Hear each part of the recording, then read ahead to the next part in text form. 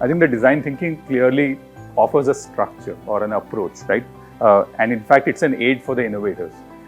The entire discovery of, let's say, unknown or unspoken hidden needs, which can happen only when you empathize, using the testing phase to validate assumptions rather than just contradict people or get into a debate on whether an idea is good, bad, whatever. And one exercise which definitely helped me, and I think it helped my team as well, was the associational thinking that you had done, Professor. So I think it just stayed with me that that it's a very good way to get your mind to open up and not really get bounded by what you know already. The professors were brilliant. They made us feel very comfortable. The content was pretty elaborate, and we got opportunities to do things which we normally don't do in our daily life.